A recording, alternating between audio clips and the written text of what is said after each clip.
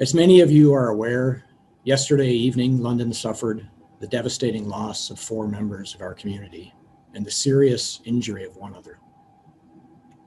The incident occurred when a vehicle struck these citizens as they walked along Hyde Park Road, where it intersects with South Carriage Road. London police officers and other emergency services quickly attended the scene, commenced life-saving efforts, and entered into an investigation. I'm able to tell you that all of the victims in this matter are members of the same family. The deceased include a 74-year-old female, a 46-year-old male, a 44-year-old female, and a 15-year-old female. 1 9-year-old male, the sole survivor, remains in hospital with serious injuries not considered life-threatening. I'm also able to tell you at this time that based on information collected during the course of the investigation, we believe that this was an intentional act and that the victims of this horrific incident were targeted. We believe the victims were targeted because of their Islamic faith. The 5 victims of this incident were walking together on the west sidewalk of Hyde Park Road at the intersection of South Carriage Road in London.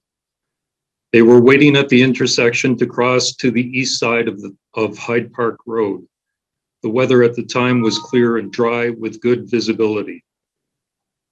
A black pickup truck occupied by a lone male traveling southbound on Hyde Park Road mounted the curb and struck the 5 victims waiting to cross the intersection. The pickup truck continued to drive southbound on Hyde Park Road at a high rate of speed. It was observed to turn left on Oxford Street, not stopping for the red light.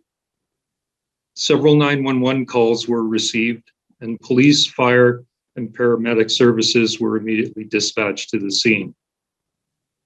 At approximately 8:45 p.m., the lone occupant of the vehicle stopped in the parking lot of a mall located at Oxford Street and Cherry Hill Boulevard, a distance of approximately 7 kilometers from the scene. Police attended this location and placed the driver under arrest. Family members of the victims have requested that the names of the victims not be released at this time. As a result of the investigation, Nathanial Veltman, 20 years of age, of London, has been charged with 4 counts of first-degree murder and 1 count of attempt murder. He's expected to appear in court today. Yes, we've received several phone calls from our policing partners offering their assistance, including the RCMP, and we will be liaising with them in terms of potential terrorism charges, along with liaison with the Ministry of the Attorney General. There is no indication that there were others involved with Mr. Veltman in committing these offenses. It's part of the investigation and it's still early stages, so that has not been ruled out, but at this stage, we have no evidence to suggest that. We understand that this event may cause fear and anxiety in the community, and in particular, the Muslim community, and any community targeted by hate. I want to reassure all Londoners that all of us on the call today, and many others, stand with you and support you. There is no tolerance in this community for individuals who, motivated by hate, target others with violence. Let me be clear. This was an act of mass murder perpetrated against Muslims, against Londoners, and rooted in unspeakable hatred. The magnitude of such hatred can make one question who we are as a city and who we are as Londoners. It's up to us, though, all of us, to answer that question through not only our words, but our actions. Look, we can say this isn't who we are, and I know that to be true. Words, though, are not enough.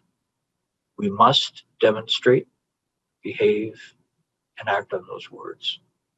This act of Islamophobia, this act of unspeakable hatred, must be followed by acts of compassion, acts of kindness, acts of humanity, acts of solidarity. solidarity, empathy, justice, and above all, love. The love we hold for our Muslim brothers and sisters in London is unwavering and unconditional. All Londoners do benefit from your kindness and your goodwill. We are not merely a city, we are a community. We are family. And as such, we wrap our collective arms around you today as we grieve. And together, our hearts will mend. Our hearts are broken, our minds numb with pain. Last night, our community suffered an immense tragedy. A Muslim family, out for a walk on a beautiful summer evening, was run down by a car driven by a man who appears to have been filled with hate. One child remains in hospital, and 4 people will never return home again. The horror that has visited this family, the Canadian Muslim community, and Canada at large last night is unfathomable. These were innocent human beings who were killed simply because they're Muslim. The London Muslim community has a long history in this city. This is our home, and it is as much a part of us as we are a part of it. The individual that did this doesn't understand that. We will stand strong against hate. We will stand strong against Islamophobia. We will respond to those trying to inflict terror on our community with love. We will survive this test through faith, through love, through our unshakable belief in God and our quest for justice. Hate will never overshadow the light of love. Make no mistake about it, justice must and will be done. Every Londoner, every Ontarian, every Canadian must stop and ask ourselves, how do we make sure this never happens again? I want to reassure members of the Muslim community and any other community who are targeted by faith that you are safe. And the mayor alluded to London being a safe city, and it is a safe city. I want you to know that all the resources of the London Police Service are dedicated to this investigation, and they'll remain like that until we see it through to its conclusion, however long that takes.